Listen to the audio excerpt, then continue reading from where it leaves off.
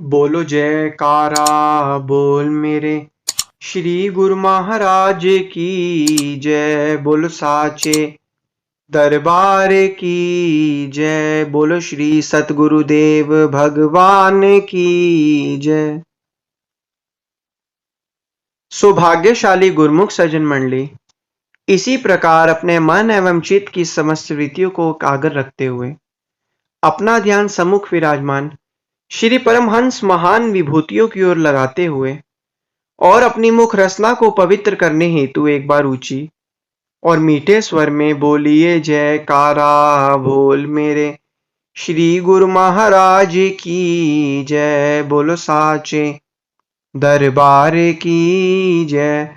बोलो श्री सतगुरुदेव भगवान की जय। गुरुमुखो, हम जो आज रोज सत्संग सुनते हैं, सत्संग सुनने का फायदा क्या होता है?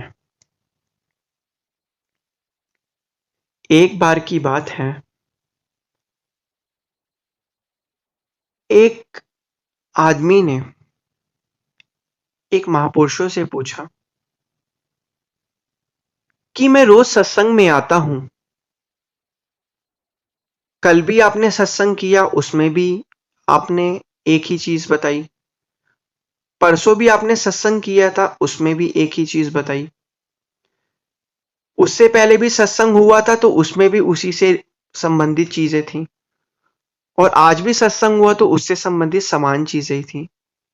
तो जब मैंने एक बारी सत्संग सुन ही लिया है तो मुझे दोबारा बार बार उस सेम चीज को, सत्संग को सुनने की क्या जरूरत है? महापुरुषों ने फरमाया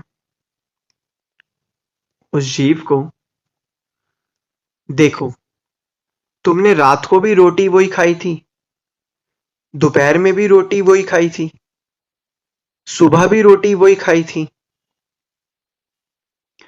तुमने कल भी अपने घर में सफाई उसी झाड़ू से करी थी, परसों भी अपने घर में सफाई उसी झाड़ू से करी थी, उससे पहले भी तुमने अपने घर में सफाई उस झाड़ू से करी थी। तो जो तुमने कहा कि जब मैंने एक बारी सफाई सत्संग सुन लिया तो दोबारा मुझे सत्संग सुनने की जरूरत क्या है? अगर तुम एक बारी सिर्फ दिन में झाड़ू मारो और अगले 2-3 दिन तक नहीं मारोगे तो क्या होगा? उस जीव ने जवाब दिया कि घर में धूल मिट्टी और गंदगी पैदा हो जाएगी। उन्होंने कहा कि अगर तुम सिर्फ एक बारी रोटी खा लो और दोबारा रोटी ना खाओ तो क्या एक दिन की, एक समय की रोटी से तुम्हारे बाकी 2 समय का पेट भर जाएगा? उसने कहा नहीं, एक बारी की रोटी खाने के बाद मैं काम करूंगा, श्रम करूंगा, मुझे फिर से मेहनत करूंगा, भूख लगेगी तो मुझे दूसरी बार भी रोटी खानी पड़ेगी। इसी प्रकार उन महापुरुषों ने फरमाया, जब ये जीव सत्संग के अंदर आता है तब इसका मन जो है वो सत्संग से प्रभावित होकर सत्संगी बन जाता है, और जब ये जीव सत्संग से दूर होता है, फिर संसार के अंदर जाता है, तो संसार के जितने भी लोगों से मिलता है, उन लोगों से मिलने की मैल परत वगैरह जो है वो इसके मन के ऊपर जम जाती है।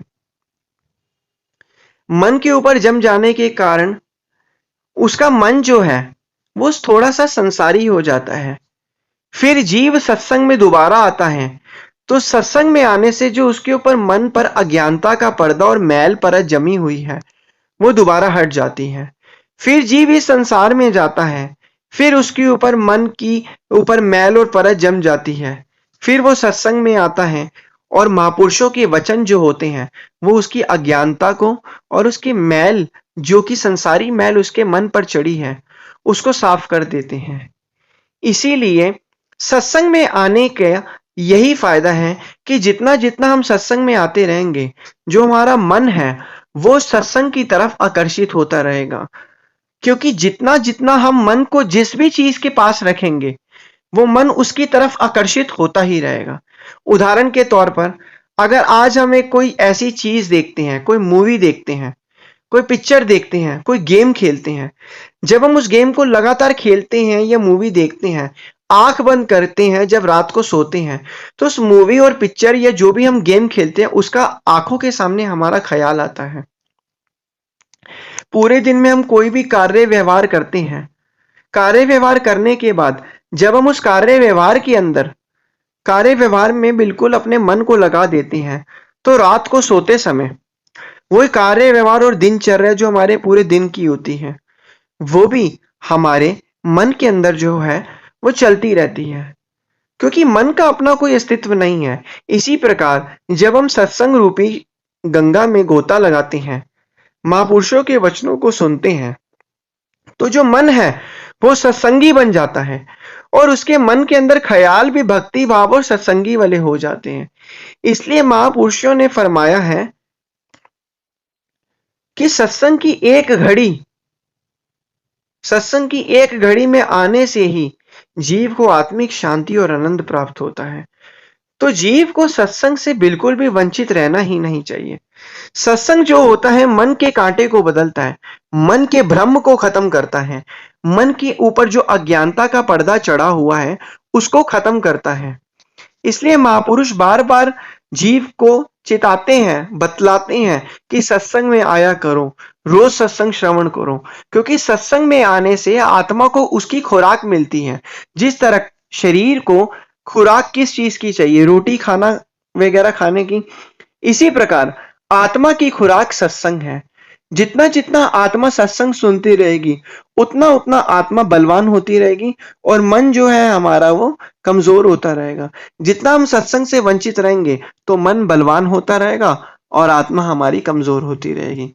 इसीलिए महापुरुषों ने बार बार फरमाया है कि सत्संग में आने का फायदा यह है कि जो हमारे मन के विचार और जो मन का कांटा है वो एक ही तरफ प्रभु भक्ति की तरफ लगा रहता है, और वो हल्का सा जब हटता भी है तो उसको एक ऐसी आदत पड़ी होती है सत्संग की कि अगर जीव कहीं भी होता है, किसी भी समय होता है, तो उसके समय जब उसने निर्धारित करे कि मुझे सत्संग में जाना है तो वो सत्संग में आकर ही रहता है। बिना उसके वो सत्संग में जब वो कभी नहीं जाता तो उसका मन मचलता है कि आज मैं सत्संग में नहीं गया। तो इसीलिए महापुरुषों ने फरमाया है कि सत्संग की जो पुण्य घड़ियां हैं उसके अंदर आना चाहिए और उसी से ही हमारे मन को शांति और सत्य पथ का बोध होता है। बोलो जयकारा बोल मेरे श्री गुरु महाराज की जय, बोलो साचे दरबार की जय, बोलो श्री सतगुरुदेव भगवान की जय।